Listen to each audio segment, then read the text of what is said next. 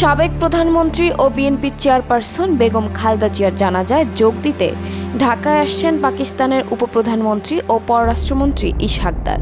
সেই সঙ্গে খালেদা জিয়াকে শ্রদ্ধা জানাতে আসছেন ভারতের পররাষ্ট্রমন্ত্রী এস জয়শঙ্করও।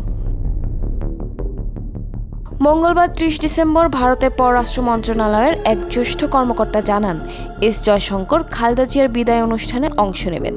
এর আগে ভারতের প্রধানমন্ত্রী নরেন্দ্র মোদী এক শোকবার্তায় খালেদা জিয়ার মৃত্যুতে গভীর শোক প্রকাশ করেন। তিনি বলেন, বাংলাদেশের প্রথম নারী প্রধানমন্ত্রী হিসেবে দেশের উন্নয়ন ও বিশেষ করে ভারত বাংলাদেশ সম্পর্ক জোরদারে খালেদা জিয়ার অবদান স্মরণীয় হয়ে থাকবে। অন্যদিকে ঢাকাস্থ পাকিস্তান হাই কমিশন নিশ্চিত করেছে, পাকিস্তানের উপপ্রধানমন্ত্রী ও পররাষ্ট্রমন্ত্রী ইসহাক দার বুধবার ৩১ ডিসেম্বর ঢাকায় এসে জানাজায় অংশ নেবেন। এর আগে পাকিস্তানের প্রধানমন্ত্রী শাহবাজ শরীফ সামাজিক যোগাযোগ মাধ্যমে শোক প্রকাশ করে খালেদা জিয়াকে বাংলাদেশের উন্নয়ন ও অগ্রগতিতে গুরুত্বপূর্ণ ভূমিকা রাখা একজন নেতা হিসেবে উল্লেখ করেন এবং তাকে পাকিস্তানের একজন নিবেদিত প্রাণবন্ধু বলে অভিহিত করেন।